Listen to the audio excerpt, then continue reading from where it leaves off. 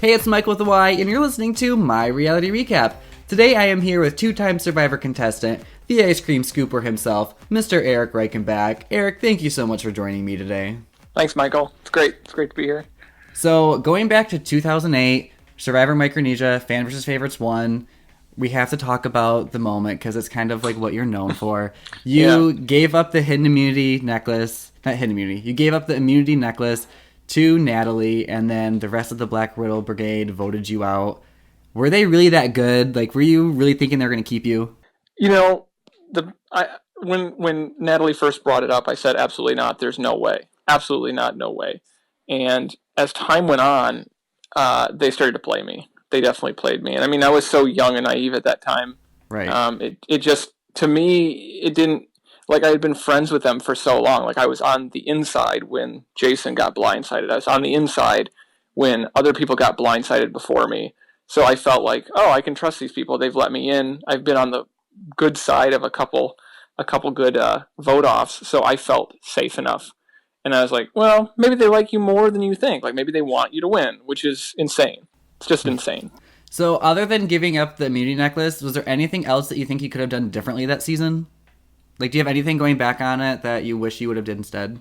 I mean, there's a lot that I could have done differently, but I don't think I would have been able to. It pretty much what came down to I should have looked at every aspect of the social side as a game, as opposed to I'm making friends. I'm making friends that live in places that I've never been before, because I had never really been anywhere before Survivor, and I'm like, oh, now I know people who live in LA, and I know people who live here and there, and I was awestruck. I was like, oh wow, cool. I know cool people now, and I should have been not making friends. I should have been making alliances. Do you think if it wasn't a fans versus favorites, you would have been able to play differently? Like, did that throw you off to begin with? Because you guys didn't know going into it, right?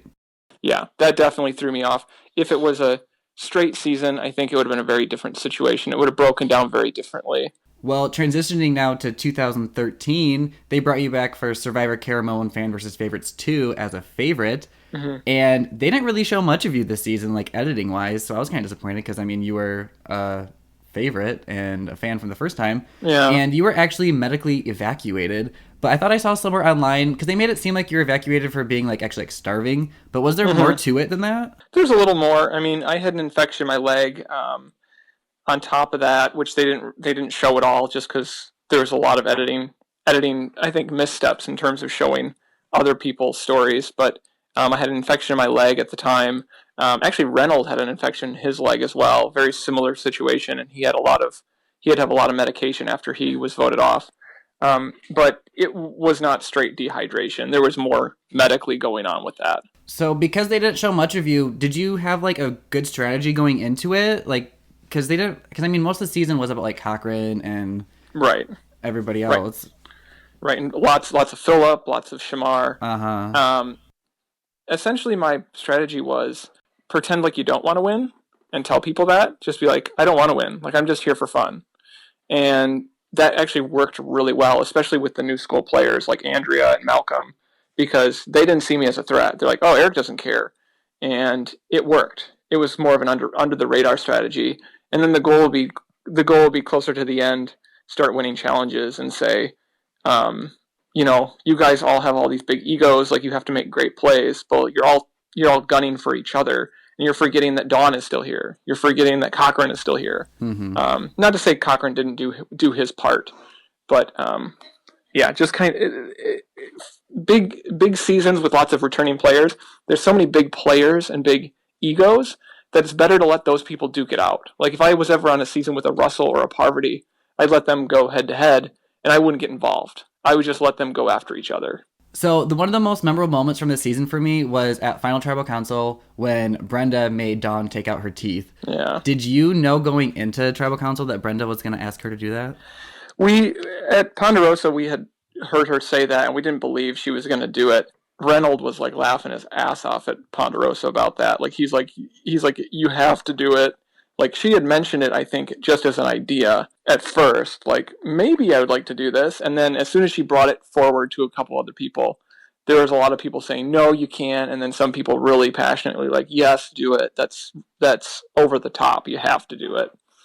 So we knew she might do it, but we didn't know until the actual moment showed up. Well, what did you think about that moment? I mean, it's really funny because when that happened, when Dawn's teeth fell out and Brenda had to go get it, we heard Dawn scream from across the jungle, and then I'm just playing cards with Reynold and Eddie and Malcolm. Like we're just playing cards with our leaf cards, and we hear Dawn scream, and Philip comes over and goes, "Everything's fine. Don't worry about it. Don't ask questions." And I'm like, "Okay, whatever, Philip."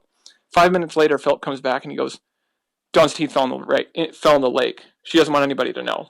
And I'm like, "Well, you just told us not to find out, Philip, and then you just told us, like, do you want to spread gossip or do you not?" So the whole thing was really weird. Like it was like Dawn felt really personal about it. It was a really big issue for her, but at the same time, Philip wanted everybody to know about it, and other people wanted the whole thing has so much baggage attached to it. Right. Well, since you have played 2 times, would you go back and do it a third time? Yeah, absolutely. I mean, it's the first time I went was incredible. The second time was not as incredible just because I had been there again. But you're more aware about what's going on. Mm-hmm. I think you can't, for me, I can't turn it down. Like, it's a really cool thing. It's a really fun adventure. There's no way I could turn it down. Well, if they ask you to come back again, can you do me a favor and get farther than 5th place again, so that way you can get past that? Yeah, at least I didn't ruin my ranking, my average. Yeah, very true. Most people, it's like first, or they get out really early, or they make it to the end, and you were like 5th place both times. Yeah. So have you been able to keep in touch with anybody from either seasons? Like, do you like text anybody or? So most of the people live all over the place. Yeah. There's only a few in Michigan, but stay in touch with people mostly online, mostly through Facebook, just because everybody has so many different lives. But I mean, even from my last season, like my wife and I used to live in LA, so we would go see Malcolm and we'd see Cochran occasionally. But when we moved back, they're not around. So I really don't really talk to too many people or keep in touch.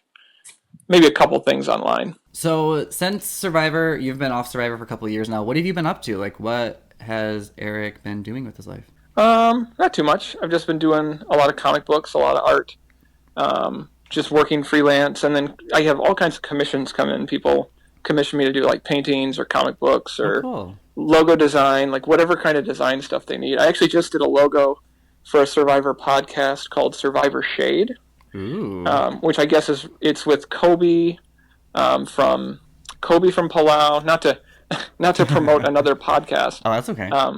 But they needed to get a logo, and they're going to go and get some T-shirt designs. They have John Carroll on there. They have what's his name? He's from Survivor Trivia Time. His name is. I know who you're talking about because I saw this logo when you posted it. It's the gay guy from Brain, Brawn, and Beauty. Yes. Really, he's really funny, and he's on the logo too. He's also on Survivor Shade with Kobe, and then the new guy Joe. He's the Survivor fan who's started the whole thing. John Carroll is crazy. He really wants to go back on Survivor. He's tweeted me a couple of times to make sure I tweet the Survivor and Jeff Probst people. So I was like, okay, I'll do it for you. Yeah, I think once he's seen that other people from past seasons are going back, he's like, I have a shot. I'm going to do this. So he's definitely looking forward to going back on. So let's talk about this week's episode. And I just want to say there was such great editing, I thought, because usually when you watch an episode, you can kind of tell which tribe is going to lose immunity by which tribe they show strategizing. But they showed a little bit from everybody, so it's like, okay, this means it's going to be a good immunity challenge. Mm-hmm. And so, like, on the Angler tribe, there was Tasha and Savage are on top, and Abby and Wu were talking about the heart transplant and everything. Do you think Wu was really trying to pull people's emotions, or he was just telling a story? Oh, absolutely. He absolutely was not trying to pull emotions. And it's funny that when I saw that whole scene go down, I just thought Abby, whether she wants to or not, is running her entire tribe with her emotions. Mm-hmm. Like she just has it so under control. And she saw what Wu says something, heartfelt and genuine. And Abby, seeing it in the lens of what is he trying to get? Like she sees the world as what are people trying to get? What motivates people to say things? She sees it as, oh, he's trying to garner sympathy. Well, no. That's just kind of how Abby sees the world. So To me, it's crazy how much Abby controls that tribe. Now, if you were on a season and Abby was there, would you align with her? Here's the problem with Abby. So it's so tough because it's like the person that nobody wants. Like if you take her on, if you try to say, Abby's a problem, we have to get rid of her, you have to do it delicately. It's kind of like a Brandon Hance situation. Okay. In that you can't directly assess the problem. Like you can, but you're going to get voted out because she's going to be dedicated to getting you out. It's really tricky to have a person like Abby on your team. It's kind of like having a Phillip on your team or having a Brandon Hance on your team. Right, I would always compare it to like a Phillip, but you bringing up Brandon Hance makes me think of it a little differently, and it kind of makes a little more sense now. Yeah, like a little like she turns on a dime based on emotions, based on really weird things. Like just because I think before PG had something in her bag, and just because of that, like there's like that's such a strange reasoning to have a vendetta against somebody, but right.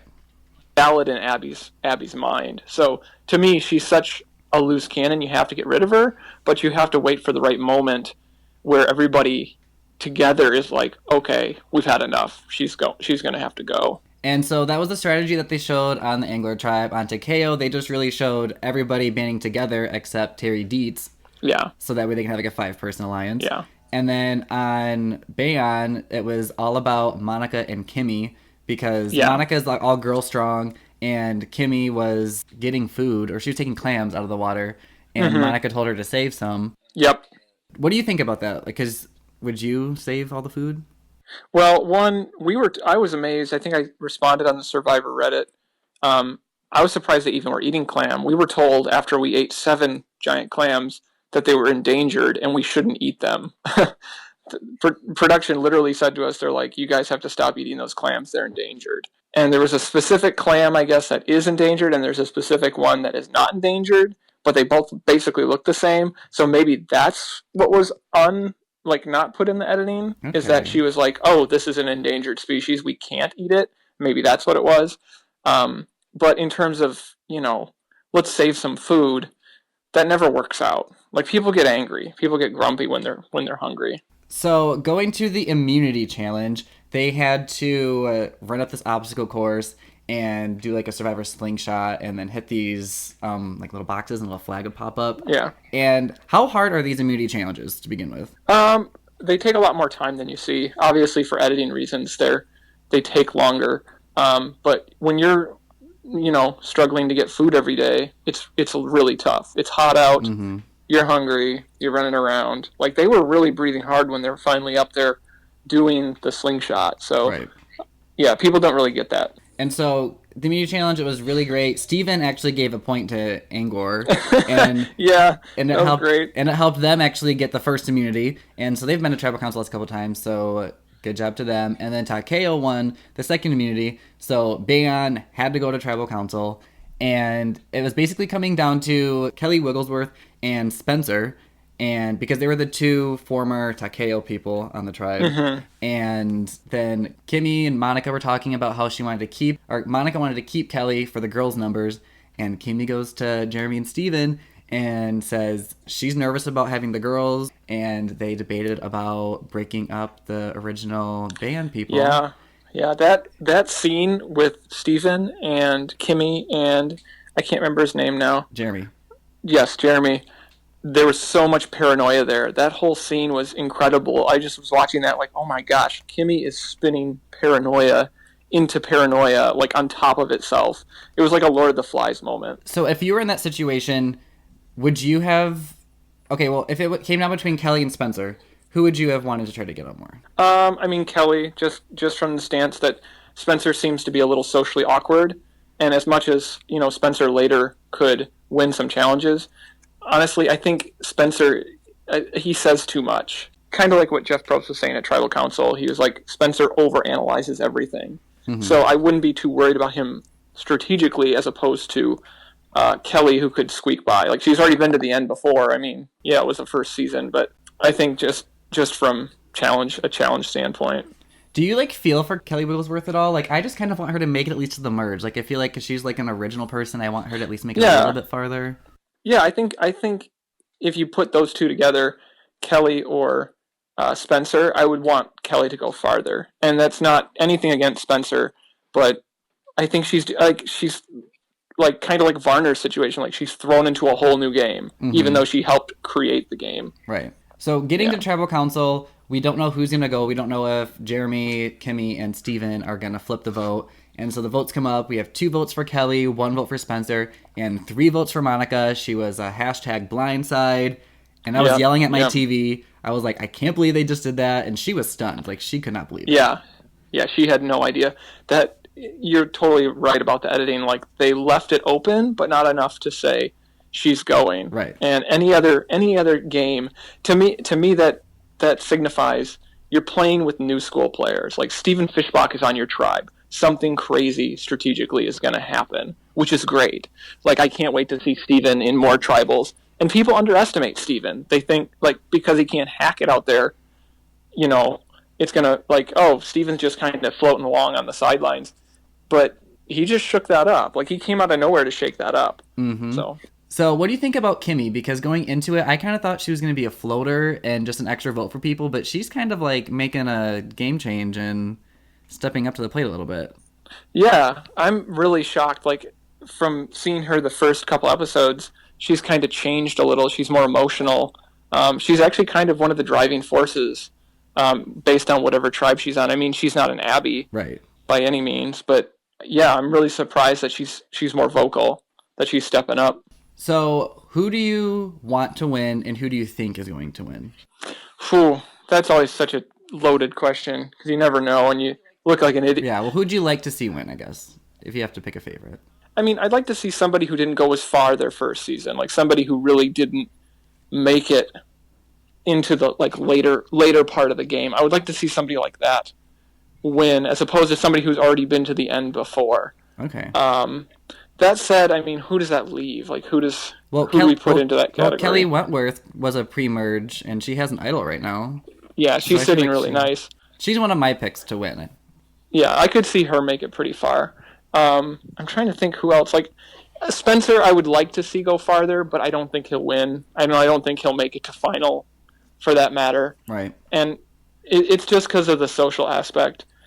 I'm trying to think. Joe is made for success. Like, I feel like Joe is going to go very far, or he's going to get kind of like Ozzy'd, like thrown out right after the merge. Right.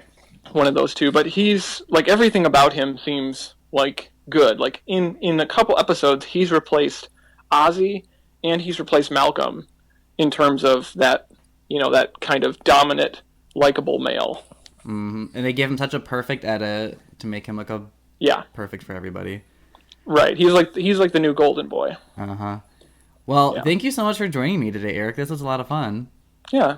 Yeah, thanks for having me. No problem. How can my listeners find you on social media to keep up with all of your artwork and talk to you about Survivor? So I'm on Twitter pretty much all the time. My Twitter handle is Bloody American with a 1 in it. It's really weird, but it's a joke from people in South Africa. Long story there. Anyway, and then my website where I have all my artwork and I do commissions is erc.gallery. So that's www.erc.gallery. Okay, and I will make sure I put all of his links up on my website too, so all of you listeners can find him. If you like what you heard today, please click that subscribe button and give this podcast a 5-star rating. That'll make me feel really good inside. And I want to keep the conversation going with all of you. Tweet me at Michael with the Y or hashtag MYRR to let me know all of your thoughts and feelings about Survivor Second Chances. Keep up with me on social media. You can follow me on Twitter, Instagram, and Snapchat at Michael with the Y, and that is spelled exactly as it is on here. Don't forget to smile, and remember, glasses are sexy.